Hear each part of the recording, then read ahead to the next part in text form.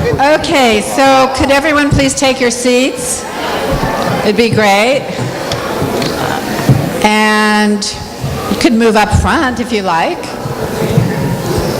or not. Well, it's really nice to see you all here. I think you're all so excited as we are to see what's going to happen, how we're going to talk about the privatization of public education. And we've got some passion running around for this subject. I'm Cara Robin. I'm president of the West LA Democratic Club. And yes. Thank you. And we're going to have a great discussion with people who are, as I said, passionate about education, teaching, learning, and the survival of public education. Before I start the program, is Daniel here? Daniel Tam? No, I guess not. Daniel is the new mayoral West Side area representative, and he said he was going to stop by and say hello to everyone, but he's not, so there you go. We do have Chris Armenta, who is running for the Assembly in the 54th Assembly District. That's Holly Mitchell's, as is Loren Scott, one of our panelists here. So, I think we've got a good house here. I would like to introduce you all. Gives me a lot of pleasure to introduce you all to our Education Committee, who worked so hard in putting this event together. We had a lot of meetings, a lot of conversation. It was an exciting process to get through this, to choose our panel, to choose our questions. And I don't know what happened to David Lyle. He went out to get water. Is he back? He went to get water for us all. But he'll be walking in. He's our Vice President Political. There's Nadia Lawrence, one of our board members, a teacher. Libby Klugman, a longtime West LA Dem Club member. Loren Scott, also a longtime West LA Dem Club member. And myself, and a special shout out, thank you to Sara Roos, one of our panelists, and Marcia Winograd, who really helped at the end pulling this whole evening together. Okay, so let's just get on with it. And I would like to introduce, one other thing. If you like this, if you're happy about what we're doing, and we do a lot of events, please join our club. Please join, support us, and especially get on our mailing list so we can let you know what's going on, because I know a lot of you heard from other people, other emails, but please join us because we love to have you so we can continue to do this for you. Our panel, we have Steve Zimmer, Vice Chair of LAUSD, District 4, our district, MJ Roberts, Vice President of UTLA, United Teachers Los Angeles, and NEA, Paul Cummins, who is the founder of Crossroads School for the Arts and Sciences, New Visions Foundation, and PSArts, among others. PSArts brings the arts to Title I schools, and also an author. Marcia Haskin, who is a former principal of Palms Middle School and interim principal of Palisades Charter High, among other things. Loren Scott, who is a science teacher at Johnny L. Cochrane Middle School, and candidate. And finally, Sara Roos, who is an LAUSD parent of 2 girls, right? One in middle school and one in high school. And a blogger. She's a real blogger. What are you, like the white queen or red queen or something like that? Red. Some kind of queen, right? Okay. So right now, our panelists will each give a little bit of their feeling, their philosophy of education. Really, that's a brief glimpse. We only have about 2 minutes per panelist to introduce themselves, and then we'll move on with our roundtable conversation. Okay, so you want to start with Steve? Sure. Well, good evening, everybody, and I just want to thank Kara and the entire board of the West LA Democratic Club for doing this forum. This is a very, very pertinent, important issue. This is what, I mean, and the West LA Dems do so much, but this is really what we should be doing, is having these conversations and clubs providing an opportunity for those of us who are activists in the party to not only work on campaigns that are very, very important. I'm sure soon we're all going to tell you this next campaign is the most important campaign of your life. But also to really engage in deep dives around issues that are so important, like this issue of privatization. Let me briefly introduce myself. I am a 17-year veteran teacher and counselor. I was elected to the LA School Board in 2009, re-elected this past March in a little election that you might have heard a little bit about. I have been accused over and over again of being a moderate on the Board of Education and trying to be a consensus builder. I think that you'll see tonight that I do have very, very strong feelings about things. I am someone who actually believes in the promise of public education.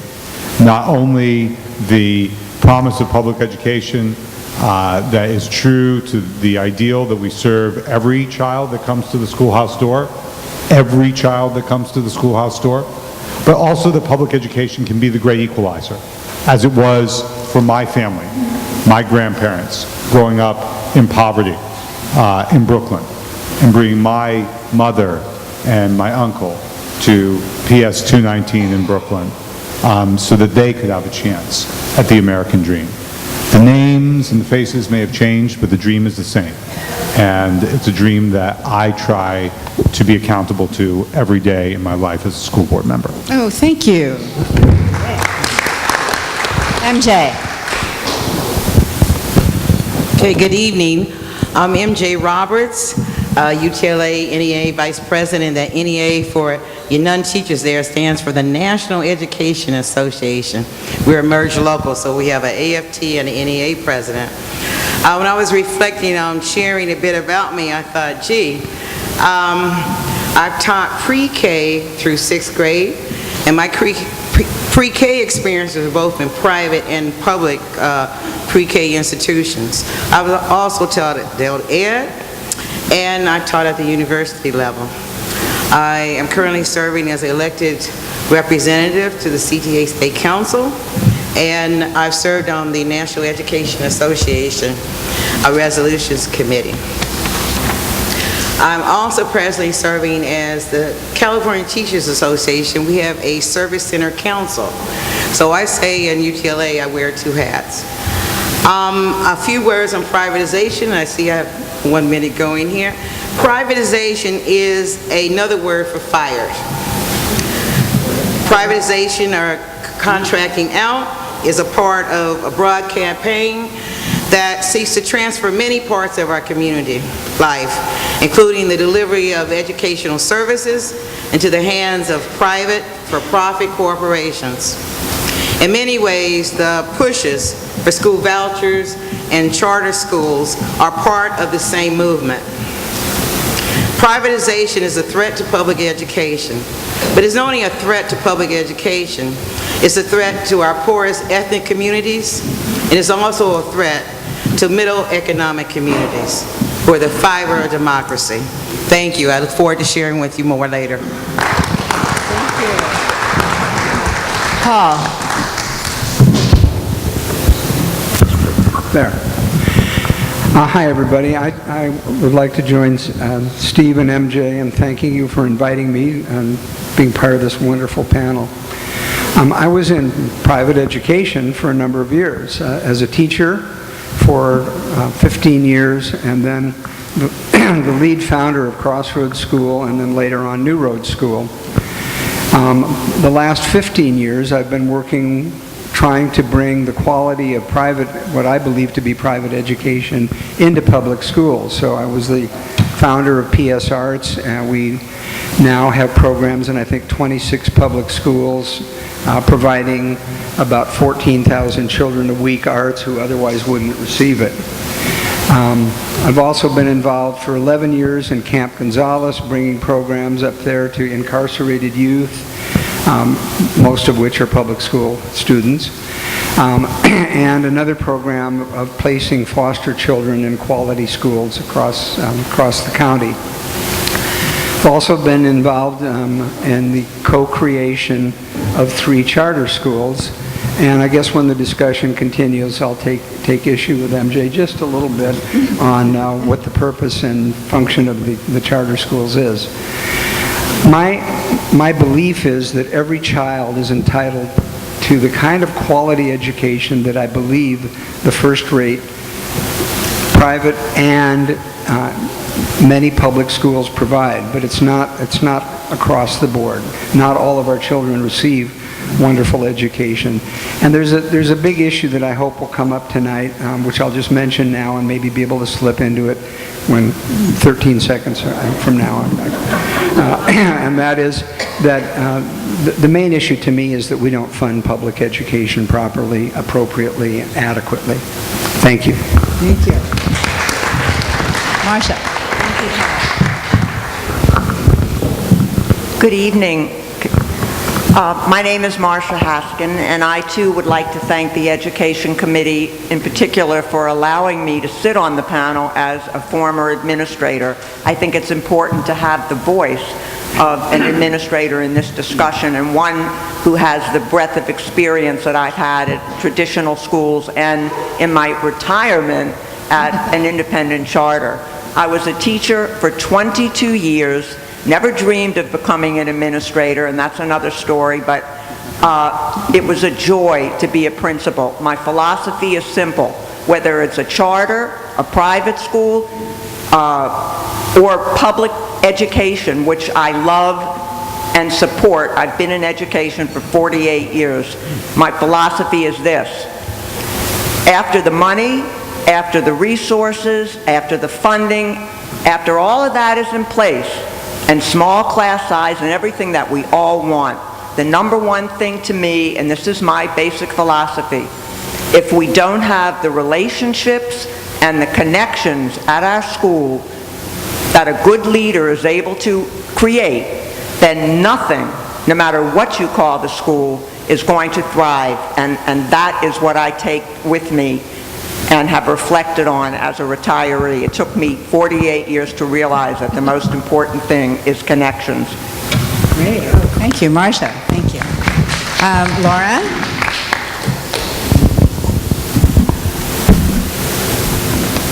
Good evening, everyone. My name is Loren Scott, and I am a teacher at Johnny L. Cochrane Junior Middle School, and I, too, would like to thank everyone who put this on. It's kind of an amazing panel where we have every single level of education represented, and that's a very unusual thing, and I feel honored to be part of that, so thank you very much.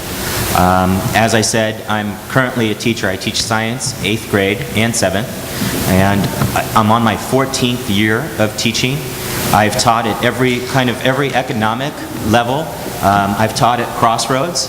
I've taught in Santa Monica, John Adams, and I'm currently at Johnny Cochrane. Johnny Cochrane was it's a 100% Title I school. It's highly segregated. It's in the inner city, and it used to be considered, it was part of the 10-school program, which was one of the 10 worst performers in all of LAUSD. We have since turned it around, and we're part of the PSC program. And it was teacher-initiated programs that did it, and of which I've been part of on every level. I was part of the school site committee.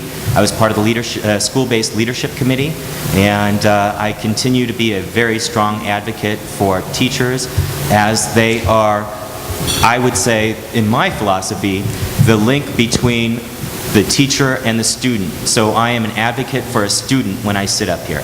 So thank you very much. Thank you, Loren and Sarah. Hello. Apologies for my voice, I'm not feeling great. My name is Sara Roos. I'm a parent of 2 LAUSD students. I am one of at least 650,000 such parents, something like that. There must be more than one of each of those children in LAUSD. There are many of us. I think that a lot of us don't get heard very well, and I would love to start bringing a louder voice about the experience one has in the school system. My children went to private elementary school, and then they both went to a public middle school, and one is matriculated into high school. It's been a wonderful learning experience to see and reflect on the kinds of expectations and prejudices that a person has coming into the system, and how you hear things from fellow parents, and you get an awful lot of sort of noise in the background, which may or may not be relevant to your own experience. And then, in fact, finding yourself in the public schools is quite different from the expectation. I've been incredibly impressed with my children's middle school. I recognize some challenges at the high school level, as across the district, but it's been a great experience. It's really not necessary to isolate yourself for a good education to occur, and I really enjoy being part of a community and a democracy that public education provides. It's the forum for it. Thank you. Oh, thank all of you. Well, for the past 2 decades, our moderator, Marcia Winograd, has taught English and history in diverse public schools, from Paul Revere Middle School to Crenshaw High School, a minute or two at Palisades Charter High, and Manual Arts. In 2011, Marcia helped to organize Occupy LAUSD, with hundreds of teachers protesting, some camping out in front of district headquarters to object to massive budget cuts and teacher layoffs. Marcia also ran for Congress, and in 2010 mobilized 41% of the Democratic Party primary vote in her congressional peace campaign. Not too shabby. Yeah. And when not teaching, Marcia often guest hosts for Lila Garrett on KPFK's Connect the Dots, and visits schools to read aloud from her tween novel, Lola Zola and the Lemonade Crush, a story about a young girl who challenges the 1% with her lemonade stand. So let's welcome Marcia Winograd.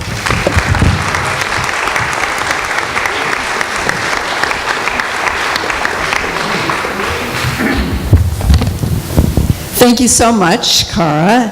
Thank you so much, West LA Democratic Club, and all of you for coming out tonight, because we know that this is really an urgent issue, and we need to all come together to better understand what's going on. There's so much being thrown at us once. As a teacher in the Los Angeles Unified School District, working most recently just last week at Venice High School with special education students, I find that this subject is an urgent one, because we see our society, our public sector being transformed before our eyes, before we can even open our eyes.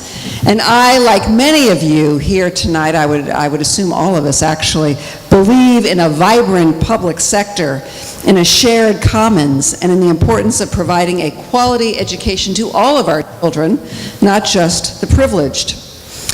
We sit here tonight in a beautiful church in Mar Vista, ever mindful that we are part of the city of Los Angeles, the country's second largest education market, just behind New York City.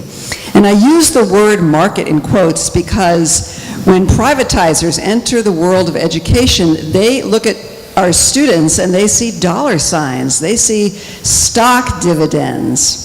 With 650,000 students and 30,000 plus teachers, the Los Angeles Unified School District is the petri dish for privatizers wishing to use public money, our taxes, to fund charter schools, some, not all, of which often operate like private schools, in that they may pre-select students, they may fail to fully address the needs of students with disabilities.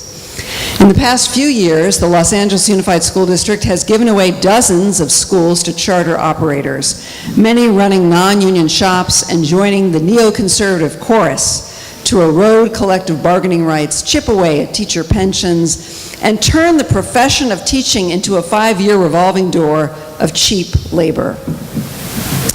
If privatizers can dismantle public education in Los Angeles, they can do it, and are doing it throughout the United States, with plenty of rewards to be reaped down the road.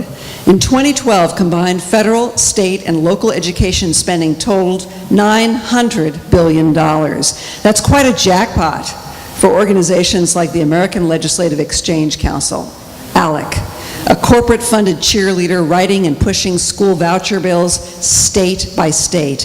In fact, the Progressive magazine, in its August edition, reports ALEC has successfully passed 31 bills into law that further privatize education through vouchers, taxpayer money rebated for private school attendance, or tax credits for homeschooling, religious schooling, and private schooling. Other ALEC efforts include bills to promote online education, parent trigger laws, and the Alternative Certification Act, which gives teaching credentials to individuals with subject matter expertise but no education background. Closer to home, our new mayor, Eric Garcetti, has appointed an education advisor, Thelma Melendez, from the Santa Ana area, where she was superintendent, as the person who should be our leader in education. She was trained at an academy funded by Eli Broad, the real estate mogul and charter school promoter, who also funds Parent Revolution, which is the organization, the force behind the Parent Trigger Law, which we will get into in greater detail. Also closer to home, during the last school board election, Mayor Michael Bloomberg of New York City donated $1 million to a coalition to help elect candidates who will support the current LAUSD superintendent, John Deasy, along with his policy changes, basing 30% of a teacher's evaluation on test scores, as well as reconstitution and replacement. You have a glossary. You should have a glossary on your seat, because at some point you'll probably say, "Speak English." There's so much education verbiage. But reconstitution means laying off entire teaching staffs to turn schools into charters or magnets.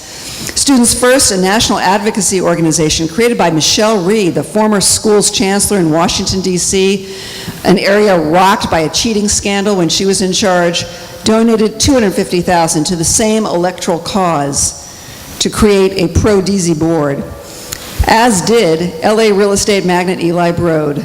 Bloomberg, Ree, and Broad lost that fight, and tonight we are proud to include the victor in that school race, Steve Zimmer,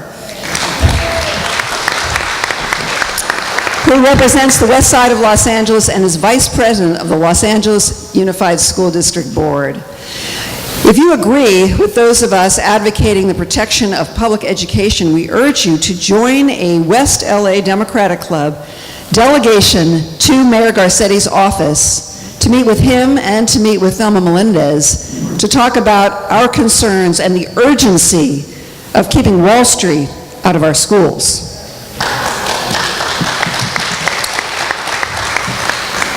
I'm going to give this clipboard to Cara, who will in turn give it to her daughter Miranda, who's here somewhere tonight. There she is in the back.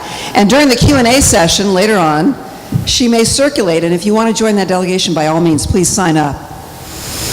I also want to thank the other members of our panel tonight, all of whom, whether they hail from the public or private sector or both, represent diverse talents and backgrounds, are passionate about education, and believe that every child can be successful. So let us begin our roundtable. Here's how it's going to work. Throughout the evening, I will read several questions created by the Education Committee of this club. I will direct each question to 2 or 3 of the panelists and ask that they limit their comments to 90 seconds or less. Following that, others on the panel may want to chime in, so that we will have approximately 7 minutes total for each of the several questions. After that, we want everybody to chime in. That's right, we do. We want it to be a round table. Please forgive me if I cut you off, but hey, we want to hear from everyone. I'm going to read these questions, and I'll mention who they're directed at. All right, here we go. Oh, and some of you have asked, will we have an opportunity to ask our own questions? The answer is yes. Following the roundtable, which should last about an hour, we'll take questions from the audience. All right. The privatization of public education involves vouchers, charter schools, for-profit standardized testing companies, online education, and more. Some argue private companies can do a better job educating our children. Others say no, these companies are exploiting education to make a profit or to create a two-tier system, one for the rich, the other for the rest of us. What does the privatization of public education mean to you, and is it a serious threat in Los Angeles? First, I'd like to hear from Steve. Okay. 90 seconds.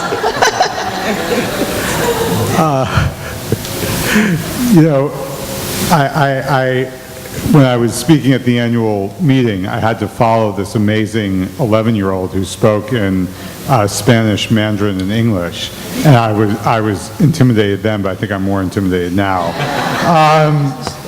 But I'm going to do something different. I mean, my credentials on privatization are, I think, pretty strong. I fiercely oppose privatization. I oppose the saturation approach that Charter Schools Association is taking on our schools. I fiercely oppose linking standardized test scores to teacher evaluation. I can go down and down the list, and some of those things will come up later.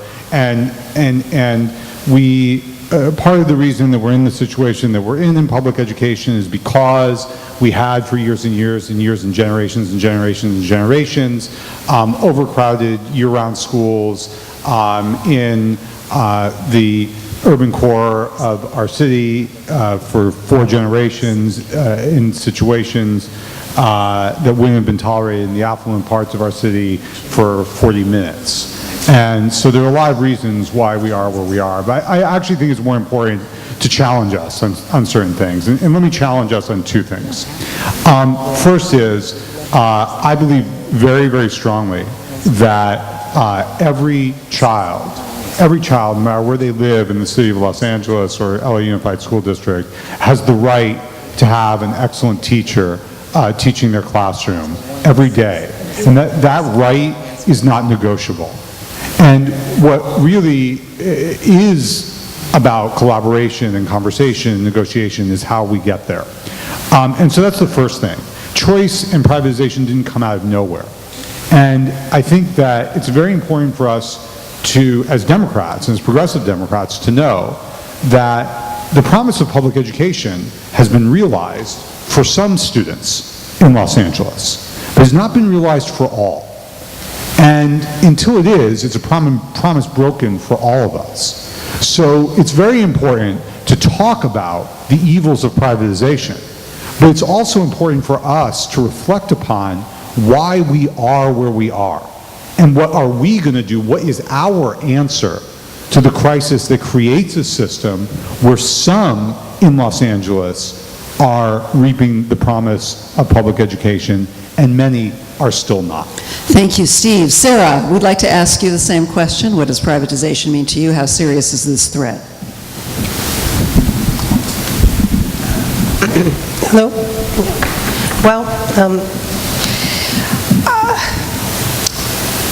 the difficulty, it seems to me, is that there are, as we've said, and all probably agree, there are limited resources involved in available for education to all.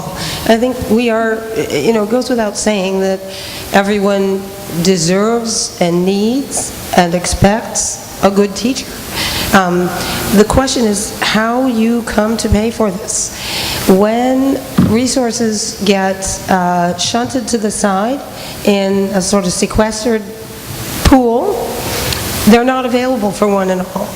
And that's the effect of privatization, is to actually segregate the amount of money and resources that are available. That's what it seems like to me.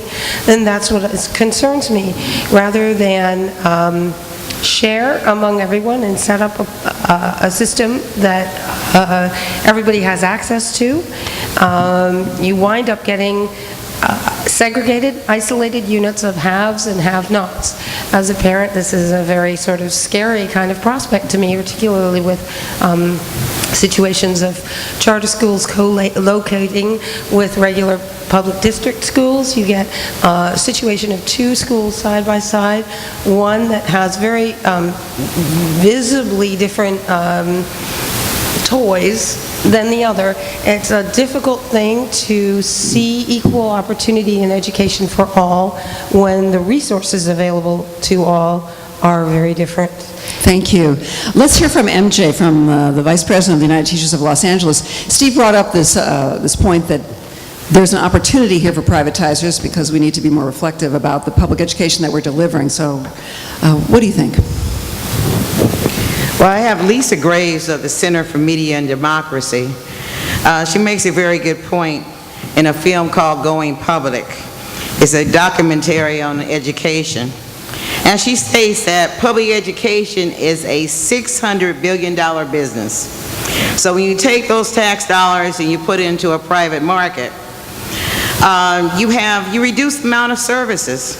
And you also have a steady stream of revenue for-profit corporations to make money for the rest of their lives, which would be our CEOs. $600 million is a lot of dinero, they call it. And we're ripe, as someone said in marketing, we're ripe for the harvesting public education. As a filmmaker concludes, they say that maybe the problem with public education isn't publication at all. And just secondly and briefly, the analysis of Leave No Child Behind and Race to the Top, when we talk about what were some primary factors in the deterioration of public education, those are two federal programs that have contributed to the demise of public education. The other thing they've done is they've emphasized test scores, and I understand that will be a question that's going to be addressed by our panel later. But with that, there's our results, and I know that you have read about them in the various news media, to falsification of reports, to the fact that the children have not quite done as well as they projected. That will lead us to understand that emphasis on testing versus the quality of the education that we provide for a well-developed child is really what is missing in a race to the top or leave no child behind type of legislation. Thank you, MJ. We have a couple more minutes on this question if anyone else wants to chime in with any specific comments we haven't already heard. Now's the time. Paul, any thoughts? Or Marcia? No? Any other thoughts about privatization, the threats that we face? Go ahead. What really pains me and makes me sad when I was a principal and then working with schools in retirement and struggling principals is something Steve alluded to. To start at the beginning, what happens to cause our schools to sink to such low depths that all of this has come about? And when I was a director of secondary student services the last 2 years of my career, I worked in the heart of Watts. I had 5 schools which I had to evaluate the principals, and they were about to be taken over by the state, 3 of the 5 schools. So they weren't being taken over by a private institution, but the state was coming in. The point I'm making is that what can we do to avoid our schools getting to that point? That's what bothers me, where charters, where anybody wants to come in and take over or can take over a school. And it was my job as a director to try and bring these schools up so that they were not taken over. And the success that I want to tell you is that one school in particular, Fremont High School, which had been in the news for walkouts because of the low test scores, and the state they've been through 6 or 7 principals. I was able to bring an effective principal into the school and shadowed her according to the superintendent. I had to be there every day, and I have to stop, but my point is that we have to start and find out what is causing this and how to help all of our schools before they're taken over by anyone. I see Paul wants to chime in, yeah? Maybe a minute or so. Go ahead. Well, I'm a little bit surprised by the topic tonight. I wasn't aware of what we were going to be talking about, so I feel a little bit off guard here, but it's great, and I'm learning as all of you speak. I got involved in charter schools about 8 years ago when a man named Philip Lance, who was a minister down in MacArthur Park, wanted to start a school because a bunch of parents at a local public school came to him and said, our kids are not getting a good education. What can you do about it? And Philip came to me and I said, well, you can't start a private school in MacArthur Park because nobody could pay tuition. So somebody said, well, what about charter schools? So we started a charter school. It's a long story, very short. And the school is Camino Nuevo Charter Academy, and I don't know anything about profiteering there. I know nothing. I don't believe, like Steve and the rest of you, I don't believe in vouchers. I don't believe in allowing private people to come into schools and make money. Steve Whittle came to me once offering to put a TV in every classroom at Crossroads, and I said no, thank you. But Camino Nuevo is a wonderful school, and it provides a wonderful alternative for the kids who go there. All right, thank you. Why don't we segue into something that some of you mentioned, the charter school subject. Under LAUSD Superintendent John Deasy, we've seen massive giveaways of public schools to charter companies, many of them non-union. Last year, the superintendent brokered a deal with United Teachers of Los Angeles to end charter giveaways for 3 years. Now, however, we're seeing more and more schools reconstituted, and on your glossary, it says a reconstitution is where the teaching staff is laid off. Everybody, you're done. They must reapply for their jobs. And in its place, a magnet school is created with a new staff. So it's a quasi-charter by another name. What do you think about reconstitution and staff replacement under a different banner? Loren, what do you think? You're a teacher. So in my school, we were what was called a public school choice school. That means that even though our API scores had gone up 270 points over the past 10 years without ever having a double-digit gain, the current superintendent felt that our school hadn't gone up enough. And so he put us on PSC, Public School Choice. We had to write a plan, which I was a member of, and luckily that plan was approved by the current board. It's a teacher-led plan, and otherwise it would have been given away to a charter school. We've done great things, and I really disapprove of the idea that failing schools are being given away, where the staff is fired and other people are brought in or let go. I was part of the Crenshaw principal and staff meetings, as well as Westchester, for their new staff, and the idea that people are being currently, when they magnetize or they reconstitute, they fire a staff, and there's a guise of, I've seen, my personal experience is there's a guise of interviewing for new staff or current staff when they just let them go. And so that's been my experience. I have to stop, So, Loren, it sounds like you're saying there's a lot of destabilization underway in the district. MJ, you're Vice President of UTLA. Perhaps you can give us an overview of how destabilizing these reconstitutions are, where they've occurred. Does it make a school better? Well, Marcia, I can't give you an overview as officer, but I'm going to give you an overview as an educator and also as a parent. And just a brief history, reconstitution was one of the tenets that was established under Race to the Top, under school improvement. It was one of the formats. What we don't see happening in Los Angeles is a model called transformation. The transformation that addresses some of the tenets that Maxine, and then I know that Paul, because I've sent some students there from Lula to his Crossroads from contemporary dance, that they talk about in terms of a collaborative model. That's what we're not seeing. The easy way out for a district is to reconstitute. The easy way out for them is to blame the teachers where they're looking at themselves.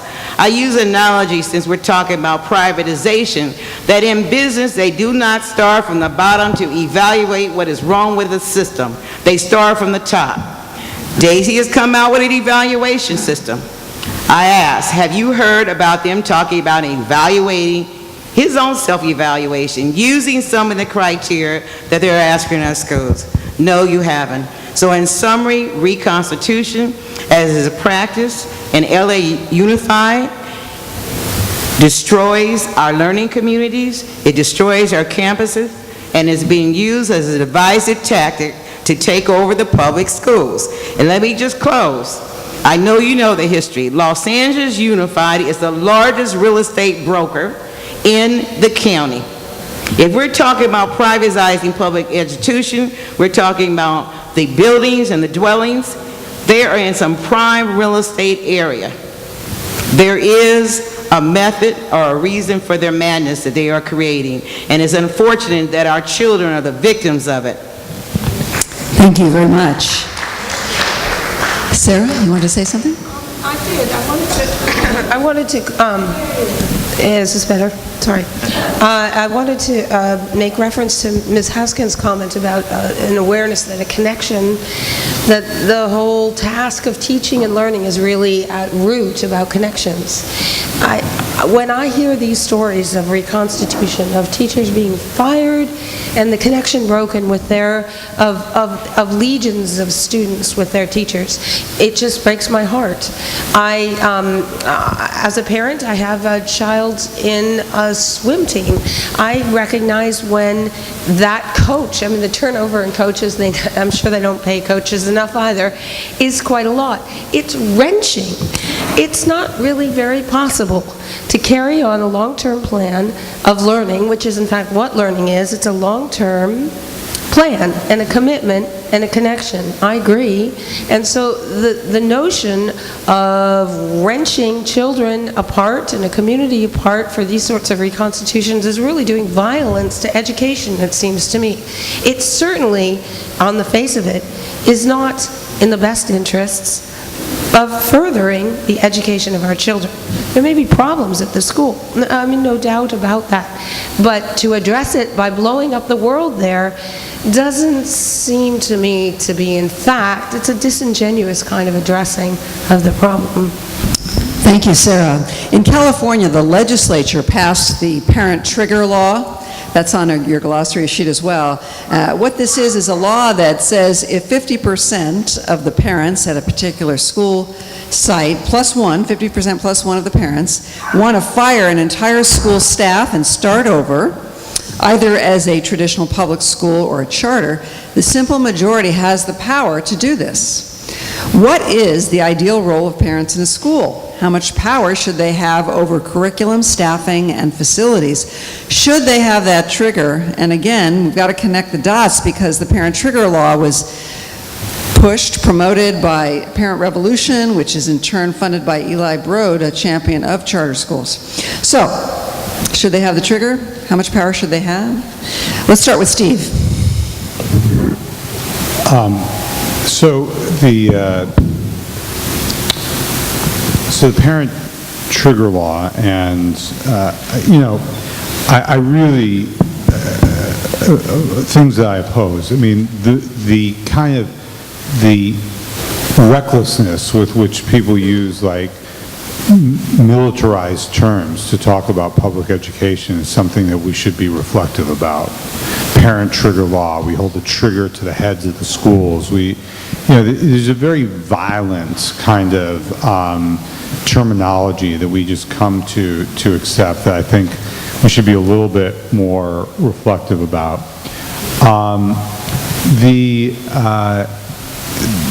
The rights of parents to be engaged as equal partners in their child's education is something that should be beyond question. And when we talk about ways that schools should be governed in terms of site-based management, in terms of local control, we have to have the courage to actually let that happen. We have to have the courage as a large centralized bureaucracy to really loosen the chains and to take risks and to really engage parents as I said before, as equal partners. And when we do that, when parents and teachers and community members, and certainly at secondary schools, when students all work together, schools can be transformed. They can be transformed without reconstitution. They can be transformed without the confrontational organizing that is being done by parent revolution. It is really incumbent upon us. Again, I turn it back to us. Those of us who are progressives, those of us who believe in this type of local control and empowerment. How do we make it real without opening the door for these privately funded, private sector-led confrontations? That the worst thing about it is it pits parents against each other. And if you want to see an example of it, go to Wigan in South LA.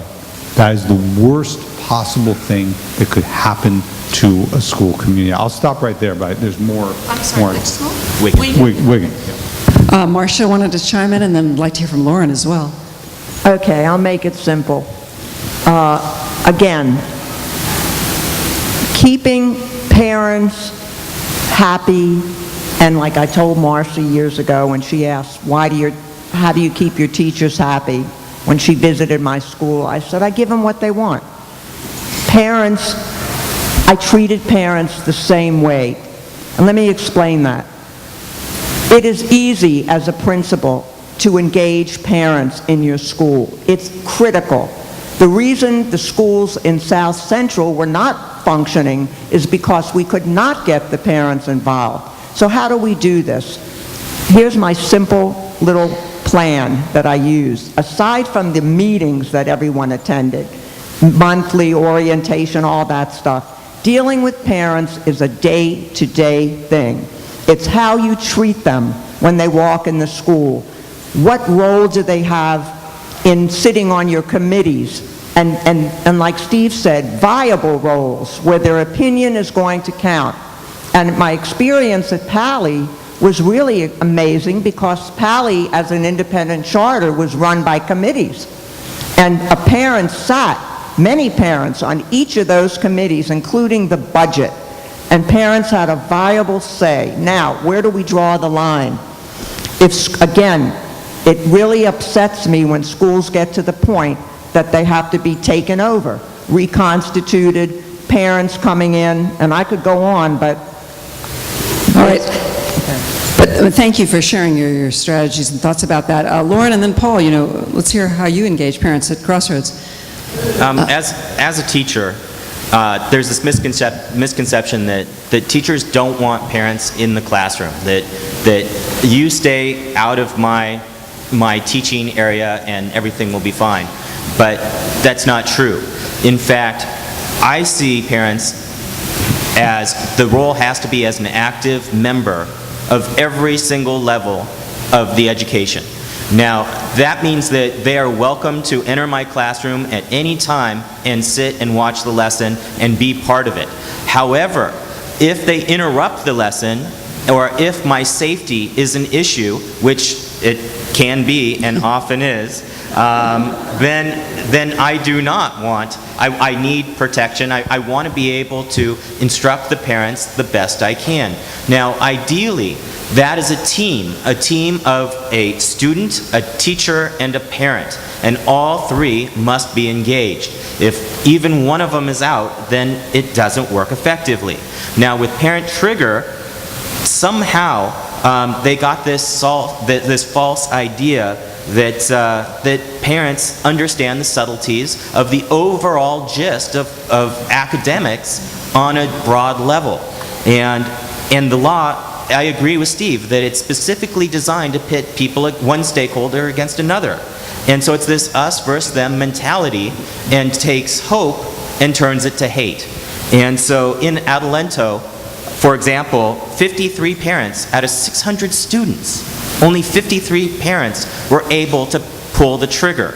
And these are parents that should not, I call it should be called drive-by. Because the parents leave the school, and the teacher and the administration are left there to deal with with what's happening after the parents leave, after a couple years.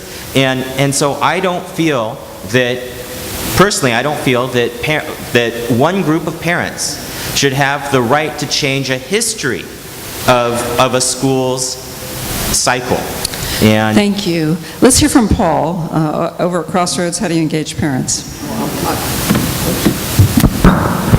I think I'll probably yield most of my time on this one because I'm spoiled. At Crossroads, I had a wonderful group of parents who were completely supportive. They didn't feel like it was their expertise to come sit in class and observe teachers. They assumed that the administration of the school knew how to properly evaluate teachers.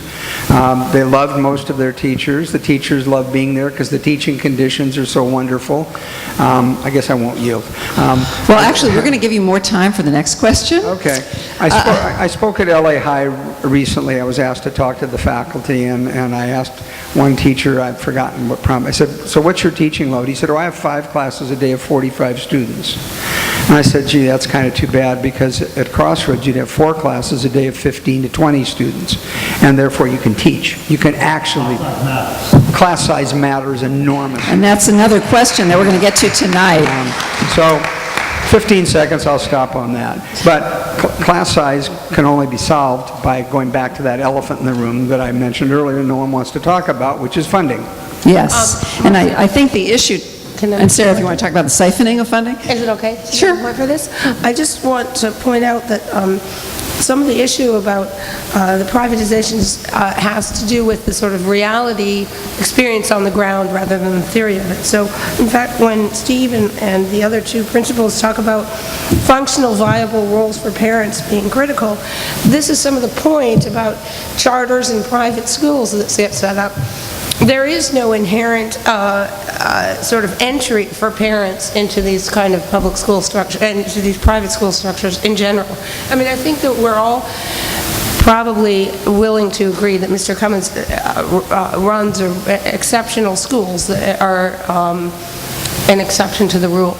It is the reality that we're objecting to, the lack of accountability within these private schools. Thank you. Under No Child Left Behind, signed by George Bush in 2002, but a bipartisan effort, more and more public money is spent on standardized testing to make sure students are meeting, some would say, unrealistic goals. The arts, fine art, music, theater have gone by the wayside. What do you think of this trend? What does it mean to educate the whole child? What is the purpose of public education? Or education in general? What's the purpose? What are we doing here? Let's start with the teacher, Loren. So I taught a film. First of all, let me say I was born and raised right here in Mar Vista, and went to Mar Vista Elementary locally right here. I went to Webster locally right here. I went to Venice locally right here. And I was part of the music program. And I loved the music program. When I was at Venice, the marching band was 150 members strong, and I was the president of the marching band. It was a big part of my life. I married a woman who was a professional dancer, and arts were a big part of her life. And so both my parents are artists. Arts are a big part of their life. And yet, I work in a school where I used to teach film, but now film is gone, the art program is gone. We have a very thin music class that's leaving, and really it's all because of funding. And so it's imperative to me. I feel that all the studies show that arts opens up a person's mind, and not only arts, but I also agree with the skills. We need to look into skills as well, and look into what the jobs are, as well as the whole student. And I would love to talk about that more, but I'm about to lose time. So. Paul, what about you? What do you think we should be doing as educators here? Well, we should be putting rich arts programs in every public school in the county. But that goes right back to the funding issue. Here's what I think about the whole testing thing. Of course you have to have standards, and of course you have to occasionally measure against those standards. But what we're doing across the country, And by what Loren was saying, by deleting the arts, I've offered arts programs to public school principals who say, gee, sorry, we don't have the time, we have to prepare for the test. And I think, good God, what are you saying? And what we're doing is squeezing the joy out of education for both teachers and students. And when you bring the arts into public schools, it isn't just the arts teachers and the students who love it, it's the other teachers who get to see their kids doing wonderful things. They get to see their kids in a slightly different way. Kids will express themselves. Either we give them positive ways to do so, or they'll find negative ways to do it. One quick incident. A fourth grade teacher at one of the schools where our program PSArts is present, the fourth grade teacher was walking up the hall, the principal was walking by, the teacher said, you've got to come by my classroom and see what Juan Gonzalez did. His self-portrait is astounding. The principal said, what are you talking about? He was expelled from school 6 weeks ago. He was sneaking back to the school 1 period a week for his art class. Now, we have a problem with dropouts. This was a drop-in. Thank you, Paul. Mayor Morrison? Yes.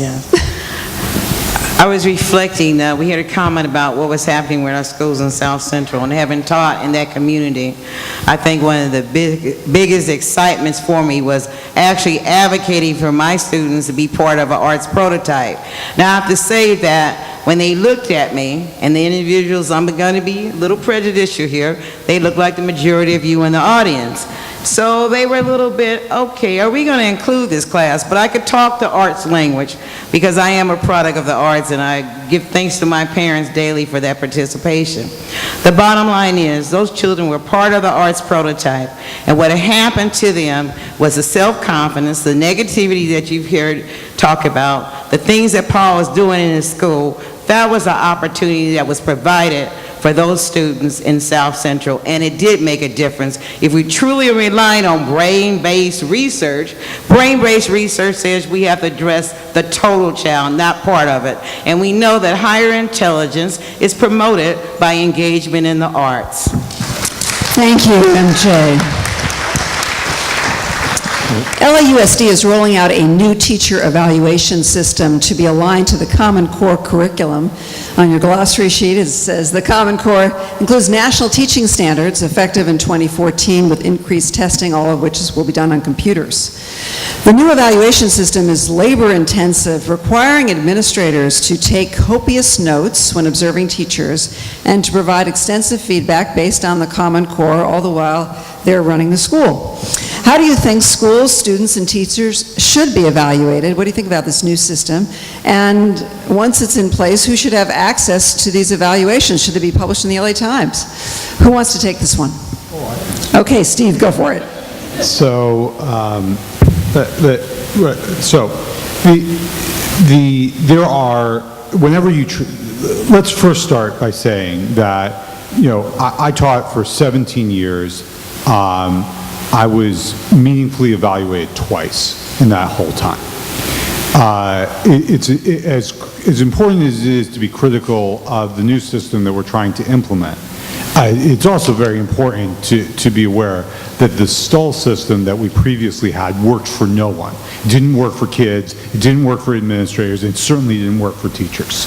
So it is very important for us to have a system of, and let me be very, very specific about my words, training, support, and evaluation for teachers that is based upon improvement, based upon, rooted in student growth.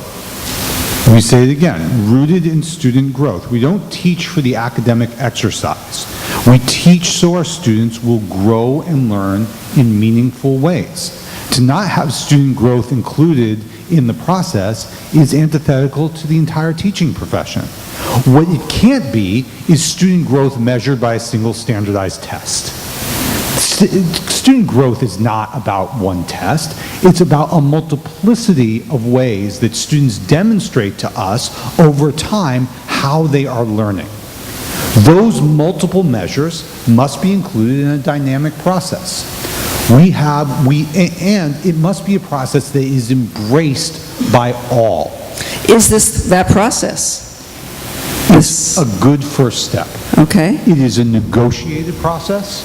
It is a process that this 6 to 7 month negotiation that took place and ultimately was ratified by a majority of UTLA was one of the most difficult processes I've ever been through. Because what we had to do, and I know I'm taking a bunch of time here, but you can cut me off anytime, but what we had to do is we had to overcome people's fears on the teacher side. That we weren't going to be about firing 37,000 teachers and replacing them with, recruits from Teach for America. That we were going to be about improvement of the practice and accountability to the practice. We had to get folks to a point where everyone embraced the idea that it is about student growth and progress. That's why we teach.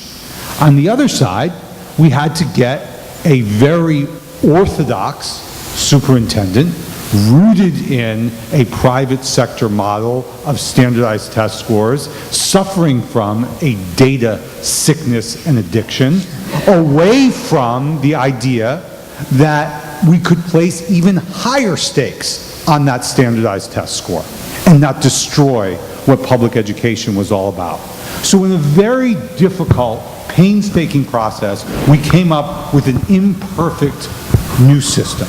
And it will have to be revised, it will have to be reflected upon, it will have to be changed. But do I believe that the basic skeleton that looks at improvement and has an engagement between the principal and the teacher that is designed to be collaborative and looks at 9 discrete areas of student growth is a good start? Yes, I believe it's a good start.